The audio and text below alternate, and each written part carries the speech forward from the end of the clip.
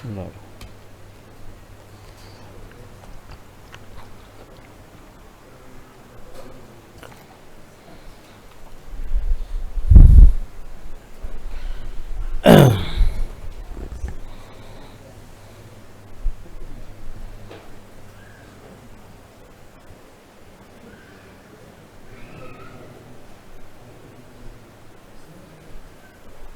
Belum berubah. Bismillahirrahmanirrahim. Assalamualaikum warahmatullahi wabarakatuh. Alhamdulillahirrabbilalamin. Nahmaduhu wa nasta'inuhu wa nastaghfiruh wa na'udzu billahi min syururi anfusina wa min sayyiati a'malina. May yahdihillahu fala mudhillalah wa may yudlil fala hadiyalah. Asyhadu an la ilaha illallah wahdahu la syarikalah wa asyhadu anna Muhammadan abduhu wa rasuluhu la nabiyya ba'da. Allahumma sholli ala Muhammad wa ala alihi wa sahbihi faman tabi'ahum bi ihsan ila yaumil sa'a wa ba'd. Ayyuhal hadirun ikhwani wa ikhwati azakumullah. Alhamdulilladzi bi nikmati tatimmus sholihat. Kita panjatkan puji syukur kepada Allah Subhanahu wa taala. Sore ini kita bisa melanjutkan mulazamah kitab Wabilus Shaib. Semoga apa yang kita bahas ya menambah pemahaman kita yang benar tentang ajaran Islam, yang khususnya terkait dengan kitab ini, menambah hidayah dan taufik untuk kita semuanya. Amin. Kita masih membahas tentang adzan, Bapak Ibu, yang kita kasih capture judulnya antara sholawat, wasilah, dan adzan aja. Dari adzan ada sunnah Rasulullah SAW ya, sebagaimana riwayat yang sudah kita baca, idza sami'tumul muadzin faqulu mislama yaqulu summa shollu alayya. Jadi sebelum baca Allahumma rabbaha di da'wati tamah itu sholawat terlebih dahulu, itu ya. Tentunya ini ada hikmahnya, ada faedahnya, ada tujuannya, tidak asal kenapa disuruh bersholawat. Terlebih bahwa di dalam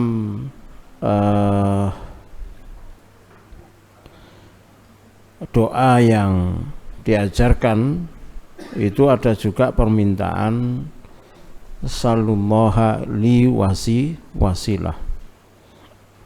Dalam doa Allahumma rabbaha di da'wati tamah itu ya.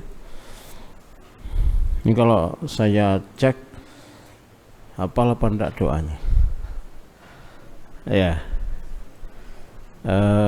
Kalau saya urut dari sebelah kiri gitu, rata gitu, baca doa setelah adzan, siap doa. Ya kan saya tes wajahnya udah kelihatan kan gitu ya. Udahlah, tolong dibaca gitu ya. Jadi ada keterkaitan, jadi ada korelasi antara ya sholawat, wasilah, dan syafaat di dalam ibadah adzan itu. Saat kita diminta membaca, mengikuti bacaan muadzin, lalu di bacaan tertentu kita disuruh menjawab la haula wala quwata illa billah, sampai keutamaan sholawat itu dan keutamaan doanya. Nah, yang sudah kita bahas kemarin, yang nanti ini kita akan lanjutkan ya, tentang bagaimana betul-betul syariat ini menggugah kita untuk menangkap petunjuk-petunjuk besarnya, bahwa yang sudah kita bahas Bapak Ibu ya, murajaah langsung aja. Orang mukmin itu seharusnya berkarakter apa? Selalu responsif, reaktif ketika disebut nama Allah, gitu ya. Apa? Responsif, reaktif, ya. Kalau orang mukmin disebutkan nama Allah mati, ya, tidak responsif, tidak reaktif, ya itu minimal ada gangguan jin. Apa? Minimal gitu ya. Kan mending ada gangguan jin daripada kita katakan imannya bermasalah. Pilih mana? Iman bermasalah atau gangguan jin? Enak gangguan jin ya, sekaligus imannya bermasalah. Ya kan dipertanyakan, ada Allah disebut kok. Mati rasa itu kan berarti dia gangguan kan, bermasalah keimanannya. Kemudian kita juga sudah membahas kenikmatan itu, ini rizkun khosun, ini sudah kita bahas ya. Apabila kita punya ketertarikan untuk mendalami ya tauhid itu pada saat nama Allah disebutkan, ada sifat penasaran kita kuat untuk pingin tahu, dan itu nikmat. Ya, ini sudah kita bahas, saya cuma nyinggung aja ya. Kemudian ya ada bahasan tentang rahasia ilmu tauhid, yang bahwa ilmu tauhid itu mempelajari tentang zatnya Allah, nama-namanya, sifatnya, dan perbuatannya, yang Allah SWT kita agungkan, yang kita yakini kemahasempurnaannya, sehingga saat mempelajari dan itu diizinkan, itu sudah makom yang tinggi khusus gitu ya. Nah, di dalamnya pasti ada sensasi-sensasi keimanan, rasa manisnya iman itu ditawarkan oleh Allah gitu ya. Dan sejumlah hal yang sudah kita bahas. Kemudian juga ini kan sudah kita bahas ya, tolong dirujuk di YouTube-nya. Kemudian kita juga, orang mukmin itu adalah orang yang kalau disebutkan nama Allah itu ya tadi itu, kalau dengar azan ya sudah semua kalah gitu ya. Langsung kedandapan gitu, kalau geragapan gitu ya, lang-lang aja sudah gitu ya. Harus kalah gitu. Kalau tidak kalah ya kan dikalahkan. Dikalahkan iblis setan bisa ya, dikalahkan, tidak ditolong sama Allah. Ya kecuali urusan-urusan darurat gitu ya, urusan yang berujung pada orang sakit, kematian. Urusan lainnya kalau sekedar rapat aja ya. Bahkan kalau saya jadi Pak Jokowi, rapat dengar adzan tak hentikan. Tolong deklarasi saja itu ya. Jadi yang pejabat-pejabat di bawahnya Pak Jokowi jangan malah keliru. Ini kalau saya jadi Pak Jokowi, kan betul kan? Apa susahnya sebagai presiden saya break ya, kita sholat dulu. Kan tidak ada susah kan? Ya kan. Susah apa enggak? Ya kan nggak susah kan? Ya kan. Cuma Menteri Agamanya diam masalahnya kan gitu. MUI-nya juga nggak ngasih contoh, kan repot itu. Ya harusnya ngasih contoh. Baik Bapak Ibu, ini sudah kita bahas. Artinya Bapak Ibu, saya ingin memberikan shock terapi bahwa tolong Allah itu dinomorsatukan ya. Jangan kemudian ini juga sudah kan ya? Sudah kan? Betul? Sudah, Masya Allah. Tinggal ingat-ingat, dipahami, diyakini ya, tanamkan di hati dan pikiran. Lalu nikmatnya tauhid dalam adzan juga sudah, tapi nomor satu ya. Oke. Karena kita sudah sejauh ini, maka kenapa ini saya singgung, saya ikutkan dalam materi sore ini ya, supaya nyambung. Wah, kita sudah mempelajari cukup jauh, bekalnya juga sudah luar biasa. Nah, kita masih melanjutkan tetapi dengan konsentrasi yang berbeda, yaitu antara sholat, wasilah, dan syafaat, mengaji untuk bahagia dan selamat, meniti ilmu demi kebahagiaan abadi di akhirat nanti gitu ya. Ini cita-cita luhur kita, cita-cita suci kita. Dalam ngaji kita bukan hanya mengumpulkan maklumat, pengetahuan, tapi tidak membawa perubahan. Naudzubillah min dzalik. Tidak seperti itu. Saya awali dengan murojaah yang terakhir, bahwa dalam adzan itu ada kenikmatan tauhid. Maka orang harus mencoba adzan. Ya, asal diizinkan takmirnya ya, jangan nyelonong terus adzan. Terus ya latihan dulu lah suara itu, jangan gembret-gembret temen-temen gitu ya. Minimal misari roset lah, minimal. Atau ya paling enggak syariatnya adzan itu benar. Artinya jangan kebolak-balik komat misalkan gitu. Ya kan gitu ya. Bapak Ibu, ini penting untuk pahami ya, terutama bagi yang ikhwan yang laki-laki, untuk seumur hidup ya minimal pernah adzan lah sekali gitu. Syukur 2, 3, 4, 5 sampai ketagihan, itu luar biasa. Karena ada keutamaan banyak.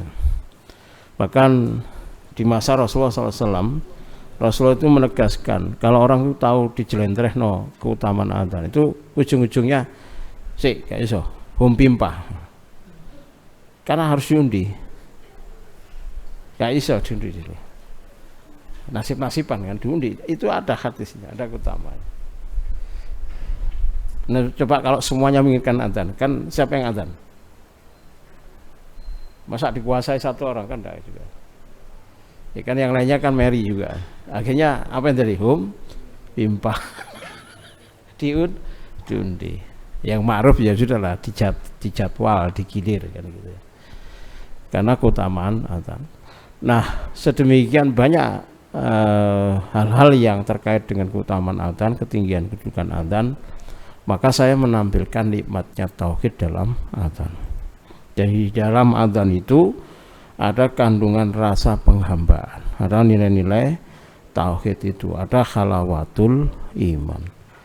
Makanya saya katakan jika seorang mampu memberikan hak tauhid dalam setiap lafaz adzan dari awal sampai akhir, otomatis kan orang butuh tahu apa makna Allahu Akbar, kalimat tauhid, dan kandungan-kandungan yang di dalamnya.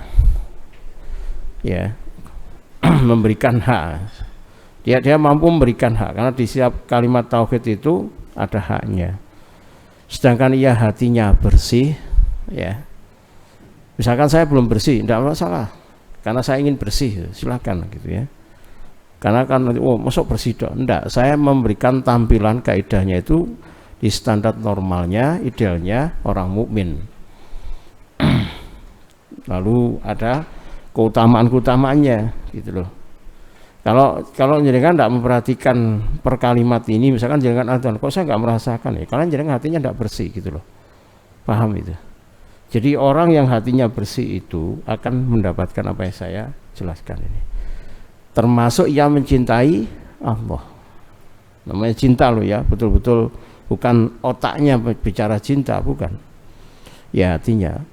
Ia akan lebih bisa merasakan manisnya iman dengan lafaz-lafaz yang ia kumandangkan. Paham ini? Maka orang harus mencoba. Terutama cari momen yang masjidnya agak lenggang. Zuhur biasanya, ya, asar gitu kan. Kalau subuh lumayan ramai kan. Kalau sebaliknya bisa subuh ya silakan subuh gitu. Atau ada syariat adzan awal itu boleh diambil kalau memang disepakati oleh takmir dan tidak membuat fitnah kaget gitu ya. Kan di sini pun di Malang kan juga ada, kadang jam 3 kita dengar gitu ya, adzan yang pertama itu menggugah orang untuk sholat malam itu ya. Ya seukuran bacaan 50 ayat Quran, di mana di situ Rasulullah SAW sahur. Kan itu kalau Ramadan kan kita tahu Quran itu ada adzan gitu kan. Artinya silakan mengambil peluang-peluang untuk, makanya latihan dulu. Kalau serak ya ditambahi serak-serak basah. Jadi pokoknya jangan cempreng. Kalau fales ya Iwan fales gitu. Yang enak-enak gitu. Tapi tidak apa-apa dicoba. Kemudian terlebih di daerah di mana sholat tidak ditegakkan, maka di situ ada nuansa jihadnya gitu kan. Lihat cari masjid dekat-dekat rumah, jangan masjidnya orang lain gitu ya. Kok sering duhur terlambat, asar terlambat, maka izin ke takmirnya Tapi ya seharusnya idealnya itu ya dengan istiqomah. Kalau enggak dibagi tim gitu. Nanti kalau saya nggak bisa sampai yang adzan gantian gitu. Nah di situ namanya menolong agama Allah. Ngaji ini menolong agama Allah, tapi yang lebih aktif adalah menghidupkan yang mati.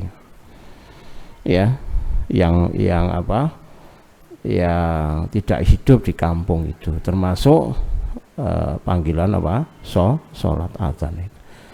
Jadi ambil bagian-bagian dalam hidup itu dengan keutamaan-keutamaan tadi. Jadi jangan pasif. Jadi ngaji bagus, tetapi harus suatu saat harus apa? Memberi kontribusi sosial. Keumatan itu harus diberi, jangan hanya ngaji saja, karena ngaji saja ini telurnya apa ini? Selain perubahan diri, efek ke umat, efek sosialnya apa? Itu tidak kalah pentingnya Bapak Ibu. Bahkan melejitnya, upgrade-nya kita, keimanan kita dan kedekatan pada Allah itu berjalan lurus dengan amaliyahnya, dengan prakteknya, dengan taufik lapangan, bukan hanya sekedar koleksi keilmuan, perubahan sifatnya personal tapi sosialnya mati. Jangan ya, ini jangan disempitkan kesolehan kita dengan aturan-aturan yang sebenarnya itu bisa dibuka longgar, kesepakatan takmir misalkan begitu. Boleh mengambil bagian adzan itu boleh, aku tak izin adzan ya gitu. Jadi betul-betul apa, kalau Allah ingin mengupgrade tambahnya itu dicarikan jalan-jalan tambahan amal solehnya, ketatannya, ibadahnya di hadapan Allah Subhanahu wa Ta'ala. Yang kemarin saya pernah singgung PNS Langit itu ya, bahwa kalau Allah menghendaki kebaikan itu istamalhu, dia dipekerjakan, didolekno ladang-ladang amal, bukan pasif loh ya. Tolong diingat, soleh kita jangan pasif, harus kreatif. Namanya ideologi nggak bisa pasif ya. Soleh itu nggak bisa terhenti di personal, nggak bisa, itu pasti cacat. Mau soleh kok ngentung delik, kok jadinya sufistik. Paham ya? Ini jangan, harus pecah telur, harus banyak kreativitas untuk beramal solehnya. Maka selain nikmatnya, manisnya iman dalam adzan, ia dapat rasakannya. Ia juga telah meraih kemenangan untuk menegakkan haknya Allah, menundukkan alam sekitar agar mendengar seruan tauhid dalam adzan tersebut. Karena deklarasi tauhid adzan itu. Jadi dalam hidup itu Bapak Ibu, betul-betul jangan egois ya. Taruhlah jeneng sibuk kerja, sibuk cari uang. Tolong ya, yang dewasa gitu ya, yang bijak menghamba kepada Allah. Jadi upgrade diri, mengambil bagian-bagian yang ya bahwa ini adalah peluang dan kemudian kompetisi sehat untuk meraih surganya Allah. Fastabiqul khairat itu diterjemahkan betul. Ya kalau misalkan kita nggak bisa adzan ya cari amal yang lain. Tapi saran saya seumur-umur ya harus ya pernah adzan. Sama dengan kalau takbiran itu harusnya ngambil bagian. Jangan malah habis puasa di rumah rehat gitu ya. Harusnya masjid itu rame karena Rasulullah baru pulang subuhnya setelah sholat Id. Itikaf itu paketannya begitu. Berarti Rasulullah apa? Takbiran di masjid. Jangan malah ngendon di rumah terus noto baju lebaranmu piye ngono kan. Ya itu boleh lah, tapi tidak lalu ngendap di rumah. Seharusnya malah ya konsentrasinya lebih banyak di masjid kan, karena acaranya takbiran itu. Nah, kita kembali ke adzan. Dipaksa dan diharapkan menerima kalimat tauhid. Ini namanya syiar kan, kita jihad ya, memudahkan adzan itu jihad ya. Dipaksa itu kan kita kumandangkan dengan ukuran mic yang disetting itu ya. Diharapkan menerima kalimat tauhid. Jadi serta syukur jika bisa mendatangi masjid untuk sholat. Jadi muadzin adalah pendakwah dengan ibadah adzannya. Artinya begini Bapak Ibu, kalau kita fungsikan untuk ngusir itu ya di dalam adzan ada, Tapi kalau kita fungsikan ditambah agar mereka dapat hidayah, diangen-angenkan di dalam kalimat azan itu agar mereka datang sholat gitu.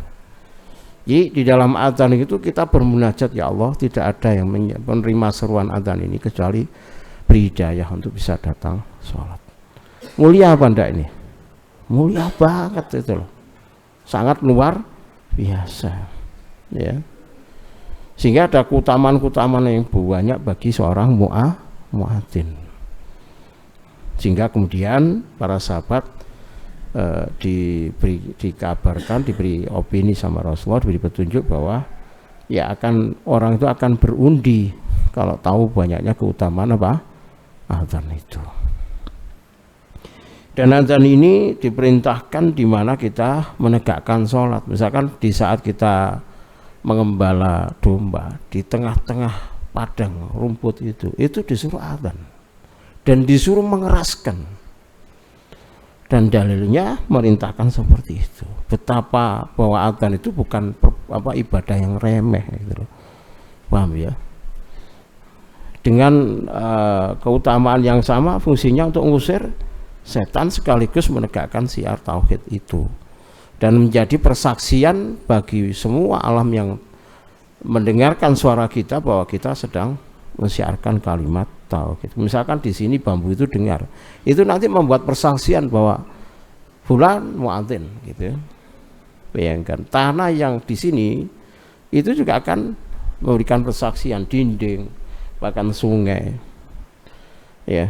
Dan masya Allah ya, dengan banyaknya keutamaan. Maka saya bilang kalau itu dikaji lebih detail, maka pastinya kan semua ingin azan kan, semua harus akhirnya digilir, dijadwal, tidak di kalau takmir yang sifatnya mengedukasi itu akan membuka peluang siapa yang mau azan, dijadwal. Ya, harusnya begitu. Walaupun bisa saja karena main praktis gitu ya, edukasi tentang keutamaan azan tidak dikuasai, maka sudahlah muadzin satu aja gitu ya, dari situ digaji misalkan gitu. Yang terjadi kan seperti itu. Kalau saya lebih memberi peluang siapapun silakan azan ya, maka supaya nggak berebut ya coba diatur gitu. Asal ya tadi itu Bapak Ibu, pada akhirnya juga orang harus tahu diri bahwa kalau suara saya cempreng ya sudahlah, cari amal soleh yang lain, ketaatan yang lain. Lah cempreng dibuanterna itu ya kupinge wong-wong ya rada aduh sapa iki rek sing ngaten. Gembret, buanter, pede. Dawa maneh. Malah protes. Baik, adzan yang dikumandangkan di daerah yang teledor dengan sholat, sering mundur sholatnya, bahkan terkadang tidak adzan, otomatis tidak ada sholat berjamaah, akan meneguhkan hati kita muadzin. Jadi artinya kalau kita bisa menegakkan sholat di situ, di mana tidak ditegakkan sholat kecuali mundur-mundur, itu karakter kita itu akan lebih dekat dengan Allah, lebih yakin dengan syariatnya. Jadi ada rasa-rasa jihad di situ yang kita dapatkan. Rasanya enak gitu ya. Sebuah kemenangan tadi itu. Bahwa ia adalah orang pilihan, saya katakan. Di tengah rusaknya kaum, nikmat ini akan membuat dirinya semakin dekat dengan Allah, dan semakin menjadikan tenang ya dalam menjalani hidup sebagai orang mukmin. Cepat atau lambat hidupnya pasti akan diberkahi gitu loh.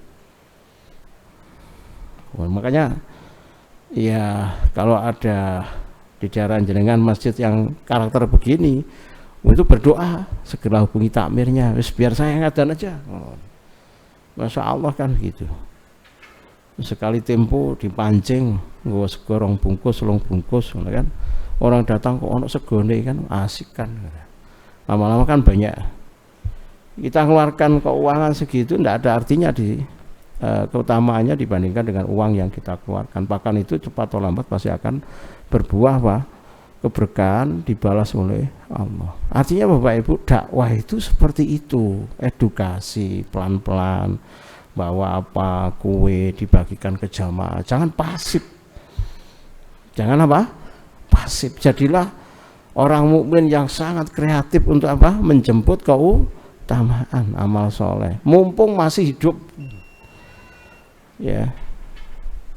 Dan itu nanti berkembang, mesti nanti. Jadi kan misalkan suatu saat terus kok tidak bisa lagi karena dihandle oleh takmir, banyak yang nyumbang, kan perintis itu mafatihul khair, itu pembuka pintu kebajikan. Jadi kalau dalam LMM apa? Upline-nya kan begitu, sehingga yang lainnya terus bergerak, jadi kan dapat pahala terus gitu. Nah, menjadi orang dengan keutamaan seperti ini itu kan tidak semua orang mendapatkan. Tapi dengan mimbar ini, majelis ini, ayo kita berlomba-lomba untuk mendapatkannya gitu loh. Kemudian azan yang lahir dari hati yang cinta kepada Allah akan bersifat nagih, pingin lagi gitu, pingin lagi gitu loh. Jadi di sini betul-betul ada kelezatan iman. Orang tuh enggak, Allah wis cukup, enggak.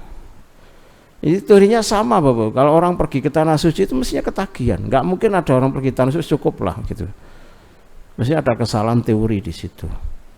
Sama Bapak Ibu dengan jenengan sholat. Sholat itu sifatnya apa? Nagih. Kalau jenengan nggak sholat itu akan ada kegundahan.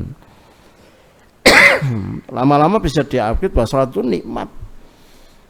Ya. Terkadang dalam hidup itu makhluk itu nggak bisa disambati. Dan banyak momen kita nggak puas dengan sambat ke makhluk, sambat ke pasangan, ya kadang tambah megeli gitu kan, jawabannya tambah nggarai apa, ini bisa ini kan. Apalagi ke anak disambati itu sopong, ya walaupun ada anak yang soleh bisa kan. Misalkan ke saya jadi kan gak dibales-bales, tambah nesu ke saya kan gitu, ngerongkol batin ini kan. Tapi kalau ke Allah 24 jam on time, ya, tidak pernah ditutup. Maka yang seperti ini kita manfaatkan. Jadi momen-momen azan itu penting, ya.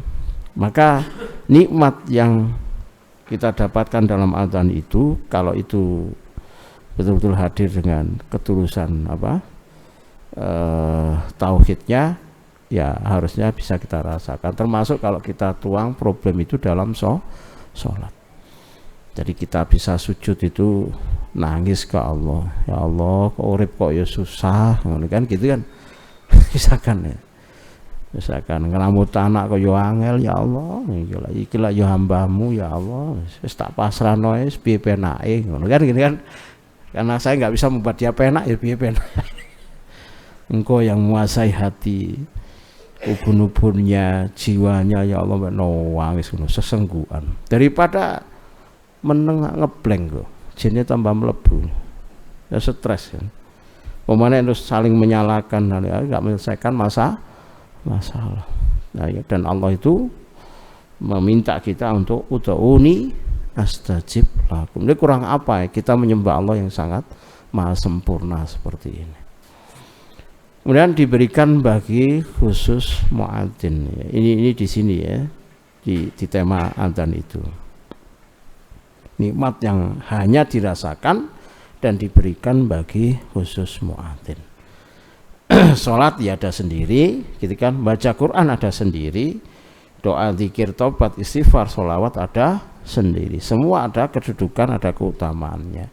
Nah, jadi kan harus mencoba di situ, mencoba mengambil fadilah keutamaan dari adzan itu. Kayak apa adzan itu, sampai menemukan apa yang saya sebutkan.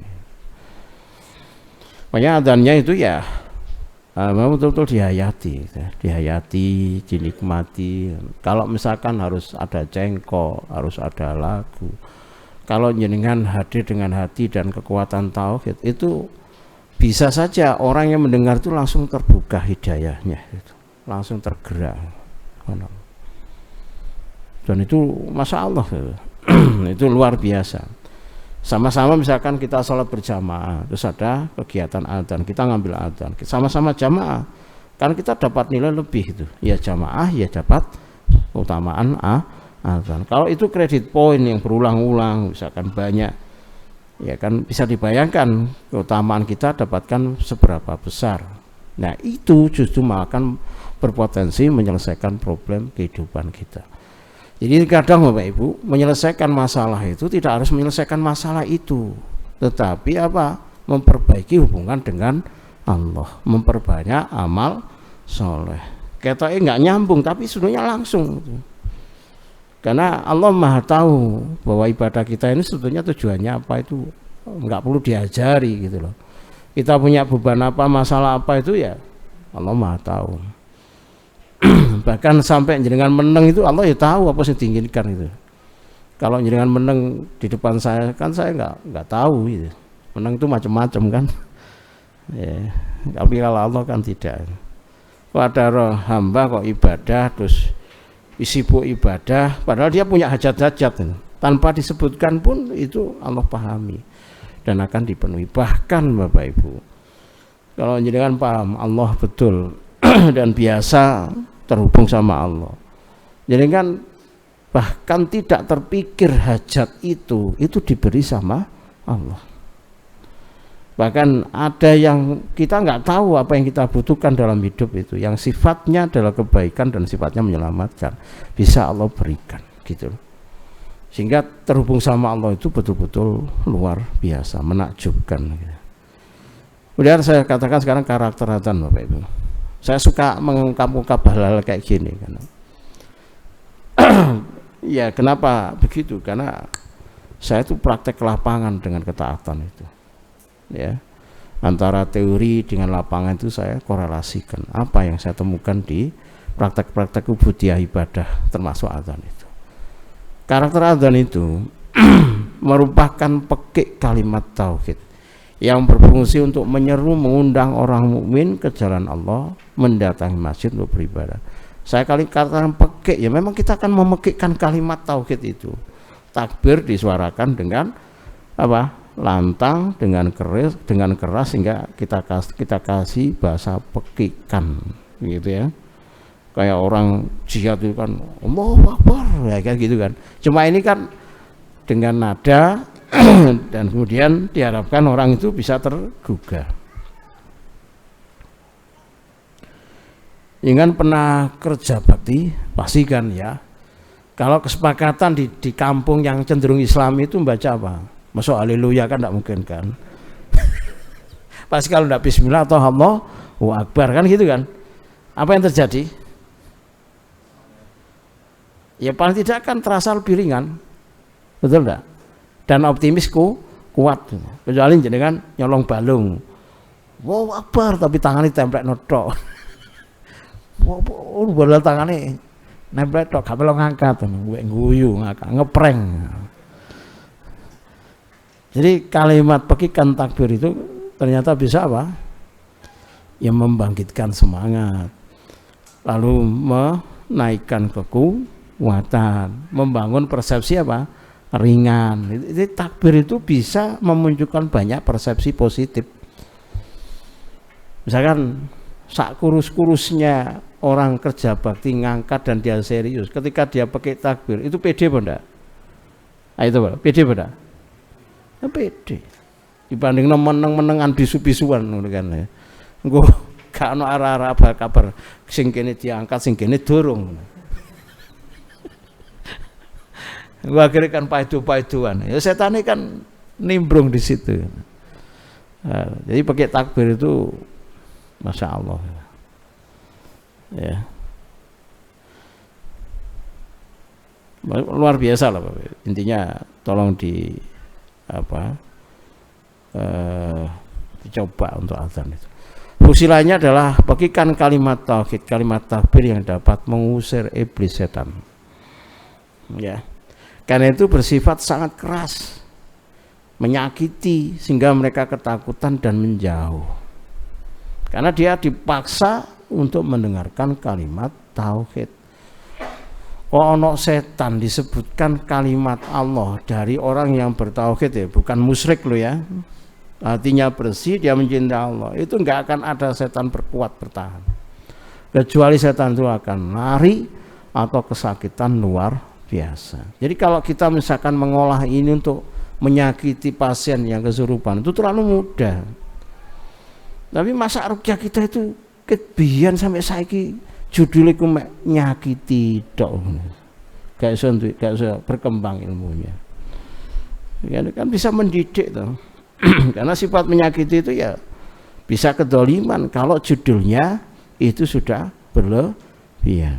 Karena itu kalau perukyah-perukyah yang sifatnya emosional terus menggunakan nafsunya untuk menyakiti, ngelak diguyu mbek jine, weh ndak popo gitu kan. Ini dipotong, ndak popo ya gitu. Itu kan di sini sih. Karena nyembelih tapi emosional. Atas nama Allah pinginnya motong. Padahal Allah nggak setuju. Kok titik-titik mbok potong ya.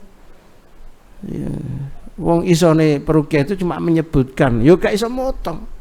Terjadi pemotongan, terjadi pembakaran itu kan atas izin. Lah kok terus disalahgunakan, titik-titik tak obong kowe ngono. Iso ta ngobong? Isone mocokno ayat lalu potensi terbakar. Jadi kalimat kayak gini perlu dikritisi gitu. Maka kadang-kadang zong nggak berhasil. Bukan jinnya kuat, bukan setannya kuat, manusianya yang bermasalah, keyakinannya yang salah, persepsi ilmunya yang salah. Jadi azan itu bisa berfungsi itu apa? Pengusiran. Tapi kalau jenengan azan niate ngusir, gak ono masjid wong-wong itu. Makanya kan saya bilang pertama itu urutkan apa dulu gitu loh. Ajak kan. Yang kedua baru diniatkan mengusir gitu ya. Atau yang sifatnya pengusiran itu biarkan Allah yang menjalankan. Tapi niat kita apa? Tidak mendengar azan siapapun kecuali dapat hidayah datang ke masjid. Itu lebih bagus. Karena setannya lari, manusianya apa? Sadar kan sehingga dia bisa datang ke masjid gitulah. Kemudian kalimat adzan saat dikumandangkan adalah bagian dari dakwah tauhid dengan segenap keutamaannya. Misalnya satu saat jadi kan kebarongan Pak Imam terus apa Romi ya, aja Romi satu hakim terus sampai ngomong nang barongan barongan maksudnya prank gitu loh. Kowe tak kandhani ya sok dadi saksiku pas aku adzan wingi ngono. Sampeyan ngomong dhewe iku ya oleh sajane. Cuma sing delok sapa? Rada gak ngena iki. Enggak apa-apa itu untuk apa? Menegaskan hak ubudiyah syariat itu. Artinya Bapak Ibu bahwa itu ada asar loh, ada pengaruh loh. Dari apa? Bagian alam sekitar ini dengan adzan kita itu harus dipahami gitu loh. Walaupun jenengan tidak perlu pohon bambu itu kalau saya adzan terus itu berubah jadi apa, nggak perlu gitu kan. Tetapi bahwa pohon bambu itu pasti menjadi saksi adzan saya itu pasti gitu ya. Saya pernah ya pengalaman nyata dalam rukyah itu ada rumah yang dijadikan tempat ibadah dan ada bagian di situ yang terus digunakan untuk ibadah. Satu saat pasien itu tak bawa ke situ, belum tak apa-apakan saja, pasien itu langsung teriak-teriak, jangan dibawa ke sini saya malu gitu. Ini saya upgrade loh ya, di balik syariat ada hikmah, di lapangannya juga ada hikmah. Jadi jin itu malu dengan tempat ibadah yang sering dipakai oleh hambanya ya siapapun itu. Dia saksi sekalipun. Meskipun jin itu tidak pernah mendeklarasikan aku masih terus beribadah, nggak perlu. Dan itu kan dari orang lain, jin dari tempat lain nggak tahu situasi di situ. Kita hanya ditunjukkan fenomena ketika kita merukyah, kok ada testimoni jin itu seperti itu. Kalau tempat saja itu menjadi saksi apalagi diri kita, paham enggak? Dengan kesolehan kita, paham enggak itu? Paham ya? Sehingga kalau yang pernah saya alami, saya buktikan. Ini jenengan harus pernah uji nyali itu ya. Ketika di kampus saya ditunjukkan ada banyak penampakan dan itu mengerikan. Saya ajak murid saya yang melihat itu. Saya hanya berjalan saja. Saya ingin tahu efek tubuh saya ini kalau saya ke situ. Dulu lari ya, belum sampai lokasi lari semuanya. Iya jajal, wali pondak saya itu. Oh ini kayak guyon kan ngono, wali kan. Ya tak jawab sendiri, saya wali. Nama saya Wali dan saya wali. Nah ini guyon, ini iklan lewat. Bapak Ibu, adzan itu luar biasa, tolong diingat itu. Dan ketaatan ibadah itu luar biasa. Mari kita perbanyak, kita istiqomai gitu ya. Dan jadikan hal-hal seperti ini sebagai hal-hal yang utama, bukan duit. Ya, duit itu nanti ngikut aja. Kemudian jika seseorang adzan, maka ia akan merefresh tauhidnya. Tolong kalimat ini dipahami. Sumpek kok sampean adzan, itu beda. Nanti habis adzan tuh enak. Merefresh, akan apa? Fresh kembali tauhidnya. Sekaligus mengupgrade tauhid itu. Kalau jenengan memang sudah bisa mengambil apa? Makna-makna lafaz itu ya setahaknya dan mendapatkan manisnya, itu mengupgrade ya. Termasuk dia akan mendapatkan ketenangan sekaligus kekuatan mental batin yang mendongkrak semangat hidupnya dan memberikan tambahan kekuatan fisiknya. Karena di apa di apa di tadi itu disuarakan dengan pilihan bahasa yang apa, pilihan nada yang terbaik dengan kekuatan suara yang dianggap paling pas di situ, sehingga ya pengaruh kepada fisik itu kuat. Bapak Ibu percaya atau tidak, dosa itu membuat lemah tubuh seseorang. Tolong diingat, percaya atau tidak bahwa dosa itu membuat lemah tubuh seseorang. Maksiat itu membuat apa? Efek pelemahan pada fisik, yang sebetulnya efek pelemahannya di kondisi mental psikisnya dulu, fisiknya kena dampak. Dan sekaligus bahwa potensi seseorang ditempeli sama jin yang membuat dia lemah itu bisa. Nah adzan itu membuang semuanya itu, sehingga dia terbebas dari belenggu ikatan yang membuat dia apa ya, kalau orang sekarang itu mager, apa itu, malas gerak, itu pedot semuanya, atau gabut, apa? Wis kok kayak ngono lah. Apa itu gabut itu? Ya, bad mood, ya, saya tahu pokoknya semua tema-tema yang nggak disukai itu. Baik ya Bapak, ini tolong dicatat, lalu jangan temukan lapangannya, silakan gitu ya. Artinya Bapak Ibu bahwa di balik syariat ketaatan itu ada hikmah banyak. Saya bisa menceritakan ini tuh karena kan saya di lapangan gitu ya. Dan ini tidak ada di kitab. Paham? Jadi Allah akan menunjukkan hikmah-hikmah syariat itu bagi orang yang tidak belajar teori saja. Ingat bahwa amal itu dikatakan ilmu ya, bukan ilmu itu sampai diamalkan, bukan dikatakan ilmu kalau cuma sampai koleksi, tidak dikonversi menjadi amal. Jadi dikatakan ilmu itu kalau sudah diamalkan gitu loh. Sama mestinya orang mukmin. Kalau saya tanyai, coba sebutkan hikmah jenengan sholat 5 waktu, mestinya meledak itu langsung tek tek tek tek tek tek. Kalau sih apa ya? Oh berarti saya gak memaknai sholat 5 waktu itu. Masalah apa enggak itu? Soalnya terlalu banyak mikir dunia. Sing talingi pokoknya aku sholat tuh njaluk duit ngono tok. Mari sholat duit, sujudnya njaluk duit, mari selesai sholat njaluk duit maneh. Jadi ajane ya materialisme dalam sholat itu ya. Keduliannya kuat sekali. Nah, kalau rizkun khosun itu tidak begitu. Dia akan senang dengan ketaatan, dia akan syukuri ketaatan itu.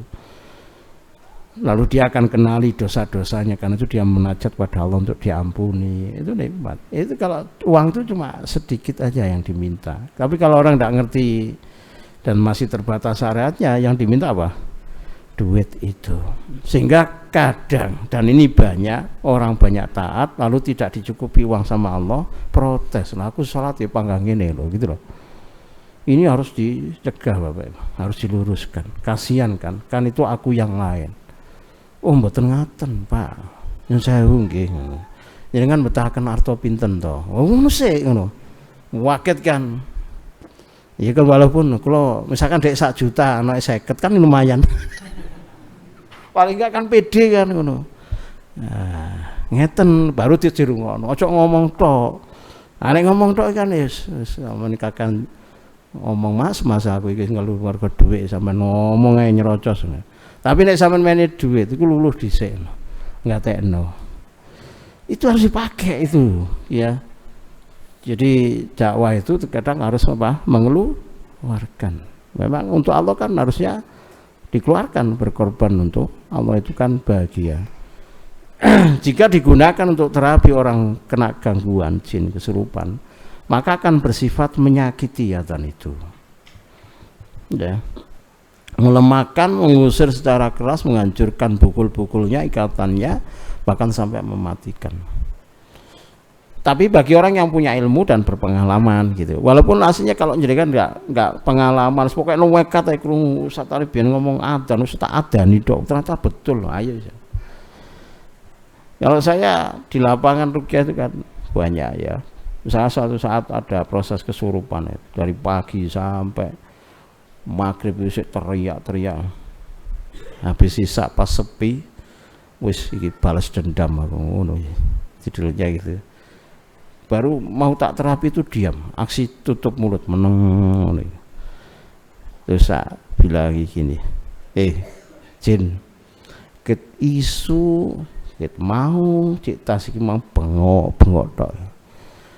Wis ganggu tok apa. Saiki tak elingno. Tak hitung ping 3. Gelem metu apa ora? Kok nek sampai tak hitung ping 3 ya, tak wacana kok sampean kelaran aja salahno aku. 1 meneng. 2 kan kudu sewor kan. Tak wedan-wedani kan ngono, aku tenanan. Terus langsung apa dikrowoyok ndak lah. 3 gak gelem. Saya siapkan murid saya adzan kiwa tengen. Begitu diadzani belum sampai selesai, jerit-jerit, ampun terus no. Cek pegelku atiku hilang dhisik no. Jadi balas dendam, puas, adrenalin tercukupi kan. Terus jerino terus, mau tak omong ya apa. Gelem tuh, ampun yo sik. Asik kan ngelarani jin kan, berpahala ya. Baru kita bimbing masuk Islam. Itu adzan tuh kayak gitu. Maka ini tidak sering kita pakai karena sifatnya apa? Ya tadi itu menyakiti, menghancurkan. Kita kan judulnya ngapain langsung disakiti. Wong rukyah kita itu dakwah kan. Jadi dakwah dikedepankan. Soal itu saya suruh Yesus marek. Diomong ya, kuping wak pecah, sak siramu pecah. Iku anak buahmu sing mati piro. Itu tak tuturi kayak gitu itu. Ya kan pernyataan saya begitu itu diamini sama makhluknya. Itu sakit, mati semua. Anak buah yang nggak kuat tuh mati semua. Itu dipastikan. Uklarane nggak karu-karuan itu. Ya. Nah, berbeda nanti sholawat. Sholawat itu ada karakter sendiri, Bapak Ibu. Yang dibaca setelah apa? Adzan kan. Terus kita baru membaca doa apa? Allahumma robba di dakwah ditama itu. Loh, kenapa kok sholawat gitu kan? Nah inilah yang harus kita pelajari. Kemudian saya ingin mengulik sedikit ini. Hayya 'alas sholah, hayya 'alal falah. Rahasia sukses setelah sholat. Ya. Artinya Bapak Ibu lihat urutan falah itu. Falah itu setelah memenuhi haknya Allah. Jadi nek jenengan krungu adzan, kok terus kemudian gak cekekal nang masjid, terus kepingin falah, ngaco. Apapun persoalan kita, kok jenengan balik, jenengan lebih mengejar hak sendiri daripada kewajiban, itu ngaco. Di mana-mana bernegara itu membuat aturan apa? Kewajiban didahulukan baru hak. Ya. Itu kaidahnya, Bapak.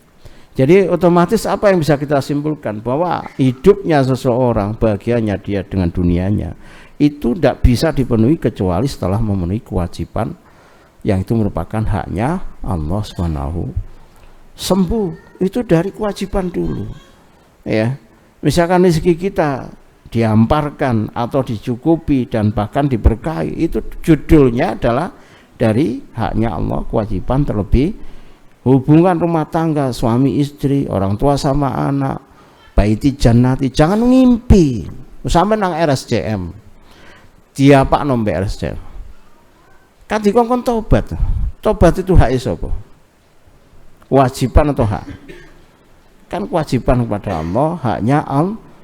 Sadurunge sampean berharap sembuh, langkahi dulu tobat. Langkahi nyawa enggak, langkahi toh. Tobat kok guyon, tobat kok enggak serius, ngaco ingin sembuh itu. Cuma Bapak Ibu mengemas persoalan ini itu harus dengan kemakrufan gitu loh, harus tanpa orang itu tersinggung, tanpa orang itu salah paham, karena kan enggak semua orang itu mudah untuk dipahamkan masalah ini gitu ya. Rahasia yang pertama bahwa sampai kapanpun sukses keberuntungan hamba dalam bidang apapun yang diberkahi tidak akan bisa diraih kecuali setelah terlebih dahulu memenuhi haknya Allah. Karena apa? Karena pemilik keberuntungan kesuksesan hanyalah Allah, bukan di tangan hamba. Makanya kalau kita tuh berdoa kok belum diijabahi, itu aja nyalano Allah. Ya, kalau saya balik lah iya, wong donga wis ratusan ribuan kok gak dijabahi lho. Cek nemene kowe iku. Kenapa sampean doanya enggak dijabahi itu? Paham? Ini kan sama dengan kalau orang itu ingin umroh Ramadan, dipanggil jadi tamunya Allah, tamu undangan. Mau haji, mau umroh, berapa kali doa untuk diundang? Padahal doa yang positif kan, doa yang bagus kan itu. Pertanyaannya, kenapa kok tidak dijabahi? Ya Allah, jarine udah uni. Aku udah uni terus ya Allah ngono. 150 pisan kudu ping pira ngono gitu. Kok nasib kok susah ngono. Itu jenengan konsul ke saya. Ya, nanti saya bantu untuk mengungkap kenapa kok enggak dijabahi. Dalam kajian kita yang kaitannya dengan kelayakan menjadi tamu Allah itu ada 6 kaidah. 6 kaidah itu dipelajari Bapak Ibu supaya pecah telur jadi tamunya Allah. Bukan masalah duit, sekali lagi bukan masalah duit, tetapi masalah layak tidaknya jadi tamu Allah. Ya, jangan Allah itu dikecilkan kemahakuasaannya hanya pertanyaan dengan apa saya pergi ke sana, duitnya sopo, utang sik numpuk, kan gitu kan. Itu karakter manusia yang enggak diundang sama Allah. Karena Allah didiskreditkan, dikecilkan, disempitkan berdasarkan otak kirinya. Dan harusnya orang seperti ini taubatan nasuha, karena melemahkan kemahakuasaan Allah. Makanya kenapa nggak diundang? Karena ini saja sudah dosa. Jadi nggak boleh di level ini. Kembali kepada kaidah ini Bapak ya. Sampai kapanpun tolong diingat-ingat bahwa suksesnya kita, bahagianya kita, hajat kita dipenuhi, selamat dunia akhirat, sampai husnul khotimah gitu ya. Dan bahkan di kubur kita mendapatkan nikmat, di padang mahsyar kita dinaungi, niti sirotnya juga cepat. Itu dimulai dari haknya Allah ya. Yang belum nikah dapat pasangan yang terbaik, buka kata yang terbaik itu pesek atau kon Allah itu keren kan ngono kan. Misalkan kerjaan juga sama, nasib masa depan itu semuanya dari Allah Subhanahu wa ta'ala. Pusatnya dari Allah baru ke kita. Semakin hak Allah terpenuhi dengan baik dan terus semakin baik, maka secara otomatis hak kita sebagai hamba akan Sampean gak usah mikir hak sampean, yang penting haknya Allah. Itu beres hak kita itu. Ya. Termasuk hak sembuh, hak dipenuhi cita-cita hajat itu. Di kajian di Banyuwangi itu di latak khususin natu wala naum. Ada kaidah-kaidah tauhid yang saya paparkan. Termasuk kaulnya Imam Ibnu Qayyim. Orang itu kalau simpelnya tauhidnya kuat, ya. Tauhidnya dia bagus, dia senang terus belajar tauhid. Itu apa? Sakiyalahu apa? Saidah tuh. Jadi saidah itu bahagia itu dituang ke dirinya. Sementara dia cuma leyeh-leyeh. Bayangkan itu. Jadi cari materi-materi tauhid terus pelajari sampai pada keyakinan perbuatan gitu ya. Yang kemudian bahwa ahli tauhid itu bahagianya itu dicurahkan. Kalau yang lainnya mengejar bahagia, ini bahagia itu dituangkan untuknya. Sementara dia itu leyeh-leyeh. Itu sebetulnya ya analog bahwa kita nggak perlu susah-susah gitu loh. Pokok tauhidnya benar, berkualitas, bagus, ya. Tidak ada kecacatan kecuali hal yang wajar gitu ya sebagai manusia. Kok sewenang belajar tauhid gitu ya, kok sewenang menghamba, waduh sudah kerentek hati dipenuhi, gak kerentek diwene, itu kaidahnya Bapak. Ini baru kaidah kan, silakan jenengan buktikan di lapangan gitu ya. Kaidah ini hanya sebagai kaidah kognitif pengetahuan ensik ya. Kalau jenengan tidak mendapatkan lapangannya, maka sementara ilmu ini membimbing untuk kita mendapatkan lapangan. Kan pertanyaannya gimana belajar tauhid yang sampai ke level itu, kan gitu. Nah kalau jenengan tuh serawakep mengikuti fikih asmaul husna, jenengan akan dapat itu. Karena di fikih asmaul husna itu materinya berat ya, berat tapi nikmat. Karena jenengan tak ajak berpikir yang tinggi. Doa rozakah rozikah sampai 17 pertemuan. Padahal kitabnya sudah selesai. Digelar terus, dibongkar lagi terus. Tak ajak berpikir naik luar biasa. Maka kalau jenengan bisa ngikuti itu luar biasa. Tadi itu ada tamu sebelum asar. Ya biasa ngikuti kajian. Suatu saat dia bertamu. Ya, ini suami kita istrinya yang ngaji di sini, terus nemui temannya, terus dijelaskan sebagaimana dia mendengarkan materi kajian. Ya disampaikan saja, dia nggak ngerti apa yang terjadi. Nah, nggak artinya bahwa apa yang dijelaskan itu nggak ngerti ya, bahwa nanti akan ada ini itu nggak sampai terpikir, nggak terbayang. Apa yang terjadi? Kok Mbak, saya kok dengarkan penjelasan sampai kok kepala saya tambah berat, tambah pusing, tambah pening.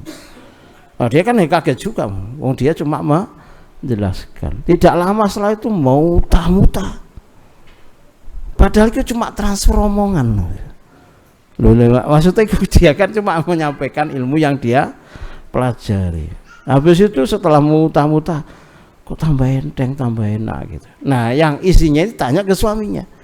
Kok iso pe yo kayak yus sama pe yus nguniku lah.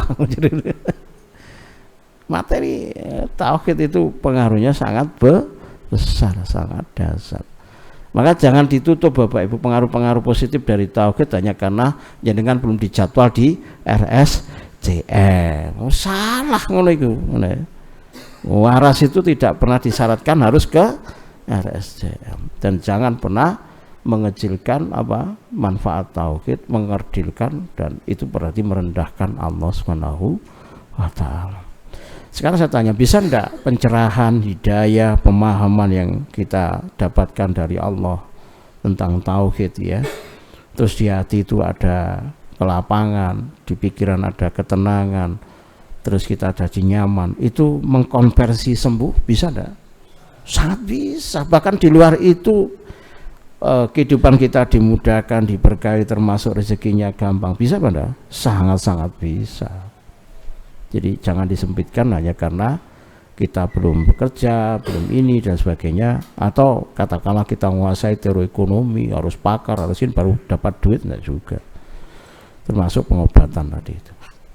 Sesungguhnya dengan kita berusaha yang terbaik, maksimal memenuhi haknya Allah. Ingat kalimat saya, pada saat yang bersamaan kita sedang mengundang hak kita untuk diberikan oleh Allah. Ingat prinsip ini selamanya. Jadi menyelesaikan masalah adalah dengan memenuhi haknya Allah. Tolong diingat ya. Ojo ganjel nyawang aku tok. Mangkel, belenjani janji, lali ambek tanggung jawab. Wis sampe sih salah, aku ngajar wis sakmene dure. Karena yang memberi kemanfaatan bukan saya. Hasil-hasil ngaji itu yang memberikan siapa? Allah. Saya cuma menyampaikan, tugas saya menyampaikan ilmunya. Jadi dengan memenuhi haknya Allah, bersamaan kita apa? Sedang mendesain hak kita sendiri. Itu harus yakin. Ingat kalimat terbaik, maksimal. Masa depan ini di tangan kita atau di tangan Allah? Allah berikan yang terbaik. Kalau sholat malam ya pateng, ya serius. Qurannya serius, posone serius gitu loh.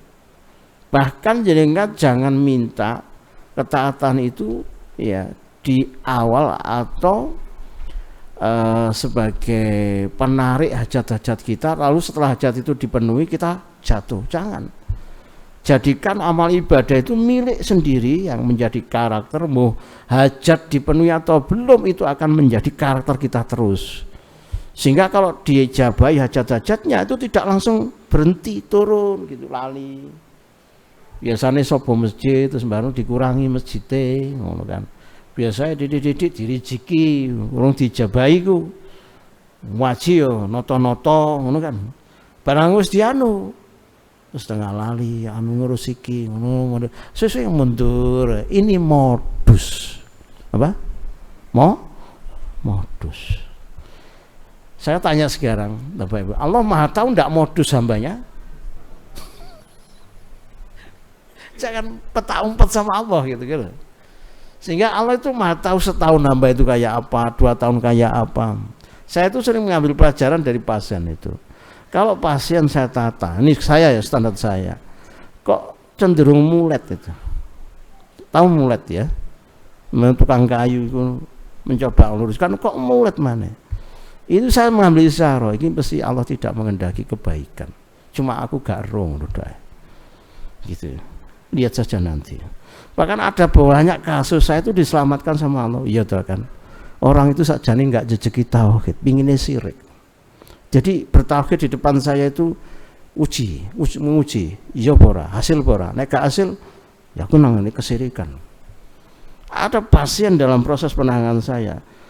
Terus orang tuanya atau pihak keluarganya ngancam misalkan, kalau anu tak guna, ya gawon, itu gawon. Salah sakjane proses, sakjane sampean dukun dhisik entek duitnya baru kesini gitu loh. Karena itu, itu standarnya Syekh Wahid Abdul Salam Bali. Jadi kaidah mengobati itu diterangkan dulu.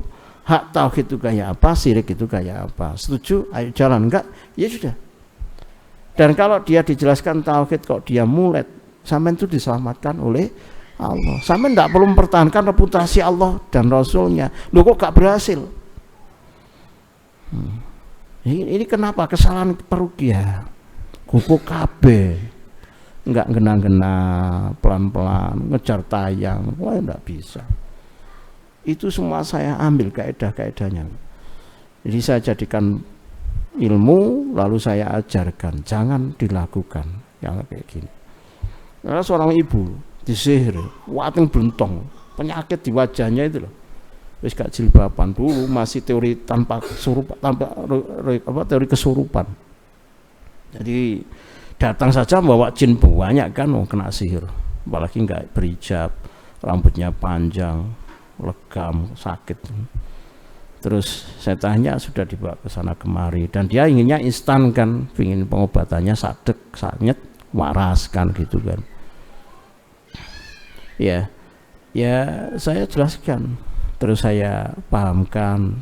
Ya, saya setengahnya tolong dipikirkan dulu lah. Setengahnya ngeles itu. Kenapa ngeles? Karena kan saya tahu kan makrifat kan gitu loh. Bahwa orang ini di karakter memang tidak mau diruqyah. Jadi saya pelan-pelan itu ya petunjuknya adalah ya monggo jenengan ke yang lain dulu, nanti kalau di lain-lainnya enggak juga sembuh monggo jenengan dugi mriki malih nggih kula remen mawon. Jadi enak nih. Ternyata dia milih ke yang lain, ya sudah. Kan berarti kita diselamatkan oleh Allah. Jadi orang mukmin itu tidak perlu berharap bertemu musuh, diam saja, biarkan Allah yang ngirim siapa yang harus diterapi, ditolong. Orang keluar ya Allah kirim pasien ya Allah biar dapat uang. Oh, ngapain ngaco ya. Kalau minta uang ya gak perlu dari situ gitu loh. Tapi kalau jenengan dites sama Allah dikasih pasien ojo melayu gitu, karena itu yang ngirim Allah gitu. Tapi kalau tadi itu kan karena dia tidak memenuhi standar apa pro tauhidnya, sehingga saya biarkan monggo. Kadang orang itu mencari kepuasan dulu, sana ada orang pintar ya silakan.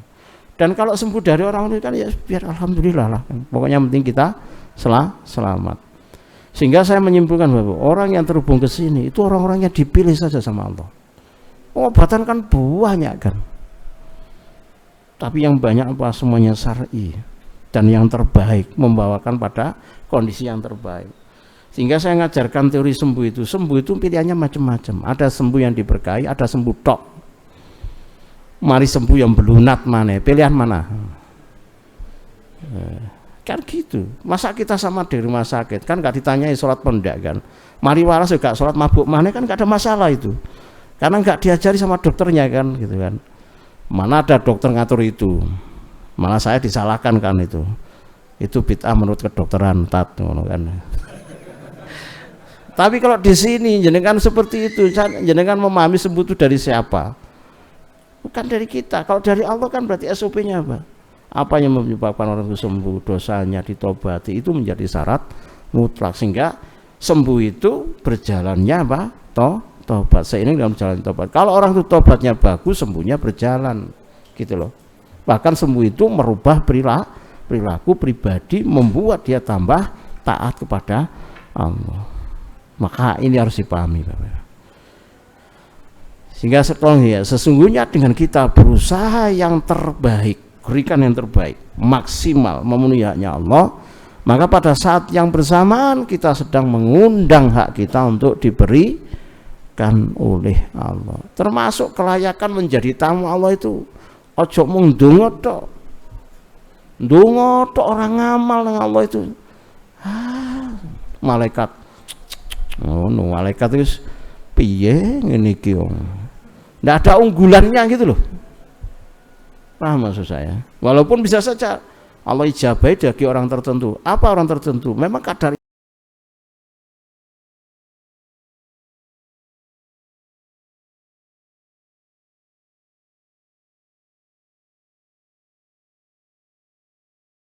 punya apa syarat lain gitu loh. Bisa jadi engko ibadahmu taatmu mbok pek dhewe. Kowe duwe ilmune kok enggak buktekno. Itu masalah. Tapi kalau ada orang awam dengan keawamannya, dia dengan doa dengan tulus kok diundang, ya itu memang teorinya betul. Mosok sampean wong awam mau polos nunggone nang desa ngono kok. Wis ngaji pinter-pinter loh. Tiba-tiba mengawamkan diri, aku ngawam taat. Di dalam sholat terkandung rahasia kunci kesuksesan. Kan tadi khayalas sholat gitu ya. Artinya kita ini harus memaknai sholat kan khayalas sholat, khayalal falah kan gitu kan. Sehingga sholat itu apa outputnya adalah falah gitu loh. Sehingga kalau menjadikan sholat cari itu yang membuat falah. Oh dosa, optimisme doa diyakini apa dijabahi misalkan gitu. Faktor kesadaran akan penghambaan, ketulusan misalkan begitu. Ada banyak hal rahasia kunci-kunci suksesnya. dalam sholat itu. Saya sering menyatakan orang sholat itu sebetulnya sedang menterapi otaknya sama jiwanya, keterpautan antara pikiran dengan hatinya. Bahkan orang sholat itu sebetulnya sedang mengisi bagusnya alam bawah sadarnya gitu loh. Sholat itu masya Allah, termasuk dia sedang membawakan fisik dohirnya menghadap Allah. Loh, fisik dibawa ke Allah, penyakit nyerengkel itu sopo sing wani. Penyakit itu juga makhluknya Allah, paham enggak itu? Jadi teori sembuh itu bisa dari situ. Wah, kok sholat kok tambah kecedit? Berarti sholat pencitraan kan iso kan gitu kan. Sholatnya nggawa prestis jabatannya ya kecedit. Nah, dikelola ke saya wes salah kan ya. Wah, itu Allah menterapi. Allah menunjukkan apa? Rahman Rahimnya. Misalkan untung sampean sik kecedit. Gara-gara gitu kan diluruskan kan bisa. Lalu keberuntungan yang dibutuhkan oleh hamba. Jika hamba mampu memahaminya, kemudian ia istiqomah dengan kualitas sholatnya, maka ia akan diberi kesuksesan yang ia butuhkan. Keberuntungan yang ia harapkan bahkan jauh di atas apa yang ia bayangkan dunia akhirat. Bapak Ibu, sholat malam itu jadikan kayak finalnya Argentina sama Perancis. Bisa ndak? Sampai angen-angen, sampai teni ngurus sorak, nek golku sorak tapi di dalam hati. Ojo sholat, woi, ngono kan ndak seneng gitu. Bisa ndak? Apa? Sholat malam seperti final Argentina sama Perancis. Sampai saking keberbekani mahasiswa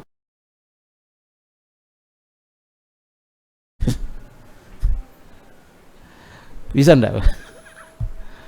Yang di rumah tahfidz itu tolong ya, wis omahe nek masjid loh ya. Ora iso tangi wengi itu ya masalah itu. Nek ngene masjid gak tuh apa maneh di omah kan gitu tambah masalah apa ya kan gitu kan.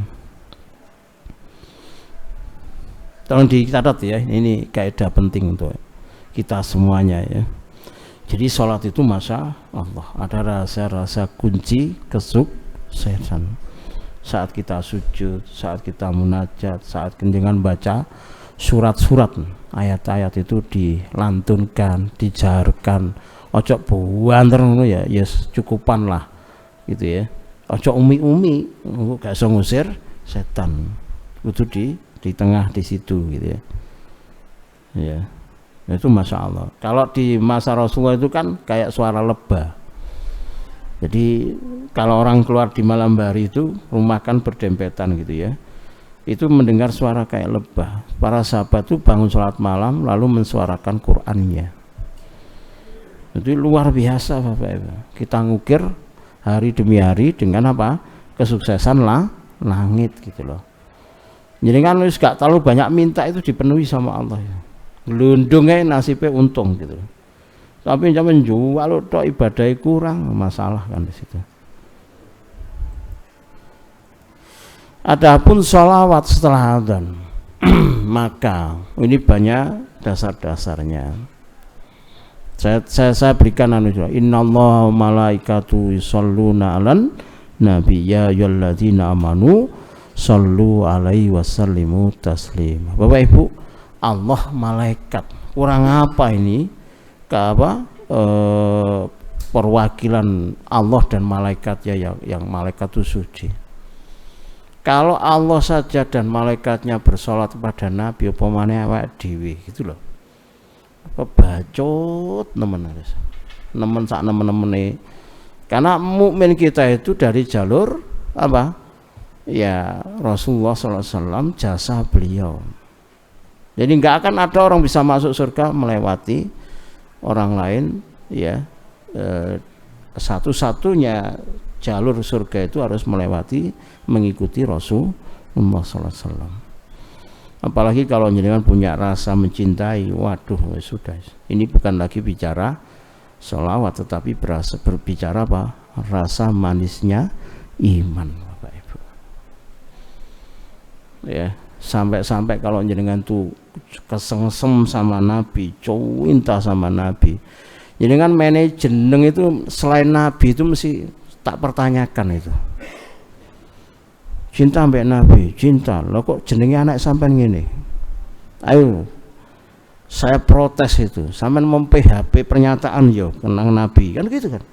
Wong jenenge cinta itu, sampean seneng mbek Messi, anak dikei nama apa? Iya kan paling enggak kan. Wong jarane cinta mbek Nabi, namanya tambah aneh-aneh ngono. Misalkan, itu kan pasti apalagi kalau sudah membahas apa? Mahabbatur Rasul. Wah, persoalannya menjadi panjang. Ya, tolong diingat ya bahwa Allah dan malaikatnya sampai bersolawat. Walaupun solawat Allah kepada nabinya itu bermakna berbeda. Ya. Pahala solawat dibalas Allah 10 kali, dihapus 10 dosa, meninggikan 10 derajat. Bayangkan syariat itu Bapak, adzan saja itu menghantarkan kita untuk masuk surga. Jadi adzan saja loh. Sehingga saya sering mengatakan orang mukmin itu saja mlebu neraka itu angel dengan ajarannya itu. Susah karena ajarannya itu sempurna dari Allah dan potensinya masuk surga itu 100%. Loh kok sampai mlebu neraka lak saking nemene kan gitu kan. Togoh melampaui batas. Sudah azan ya. Baik. Man sholla alayya sholatan wahidatan sallallahu alaihi asra sholawatin. Lihat Allah sendiri yang membalas sholawat itu. Subhanallah. Ini Allah yang membalas sholawat kita itu gimana? Ke kita itu gimana coba? Coba yuk. Mustajab Allah sih mendoakan sholawat tuh nih. Paham maksud saya? Jadi kan sholawat, maka Allah kan membalas sholawat 10 yang sholawat itu bisa saja menyelesaikan problem kita. Paham? Nek sing noro waras, nek ono masalah ya ada jalan keluar. Kan gitu. Itu sholawat Allah kepada. Jadi sholawat kepada Nabi itu cuma pancingan saja. Sajane itu untuk siapa? Untuk kita. Tapi jenengan harus paham bahwa Allah itu memberikan kebaikan, jalurnya harus melalui Rasulullah SAW. Nah kalau sudah seperti itu, jenengan melihat Rasulullah seperti apa? Manusia agung. Moco biografi sejarahnya, sirahnya manusia agung itu keutamaan. Mulia-muliaan itu buku tebal-tebal dikuasai, sirahnya Rasul nggak dibaca, protes gitu. Cinta model apa itu? Ngono kan saya dosen. Ngono kan oleh didik ngono ya ustad kan oleh kan ngono kan. Saya protes itu. Gimana jenengan enggak masalah? Gimana jenengan enggak mencintai Rasulullah, enggak duwe ilmunya? Gimana mau mencintai Rasulullah? Bagaimana punya DNA genetika anak yang mencintai Rasul? Wong bapak ya ora. Pingin tahu aja ora. Kaya apa sih pribadi yang agung gitu. Ayo tak tanya siapa yang punya buku sirah? Ora wani ngacung. Pertanyaan kedua diwaca apa ora? Wah ngacung ini. Diwaca sak pira? Ah ngene maneh kan. Koleksi wa khuttat anhu asru apa khotoyat. Jadi Allah kan hapus 10 dosa. Sholawat sekali itu loh. Ya, makanya banyak baca wa rufi'at lahu asru darajat, dinaikkan 10 derajat. Apalagi jenengan masih ingat hadis Ubay bin Ka'ab itu yang Rasulullah itu akhirnya membenarkan doanya sahabat Ubay itu sholawat full gak maca liyane. Padahal nanti tunggu Allah kok sampean apa turunkan reputasi memahami hajat sampean itu lah ya sampean bermasalah tauhidnya kan. Cuma maca sholawat tapi sampean hajatnya semuanya dipenuhi sama Allah. Mana yang lebih utama? Habis ini sholawatan tok ya Mas sholat. Ini masih pengantar Bapak Ibu. Karena saya punya redaksi yang Masya Allah itu ya. Ada apa karakter sholawat? Tadi kan karakter adzan. Baik, sampai di sini. Wallahu alam shawab, wallahu musta'an. Semoga apa yang kita bahas Allah ridhoi ya, dan juga dimudahkan untuk mengambil manfaat dan mengamalkannya, dan dijauhkan dari yang sebaliknya. Ini kayaknya enggak masuk kalau ada WA karena pulsa saya habis. Baik, kita tutup saja. Barakallahu fikum, subhanakallah bihamdika, asyhadu an la ilaha illa anta, astaghfiruka wa atubu ilaik. Assalamualaikum warahmatullahi wabarakatuh. Alhamdulillah.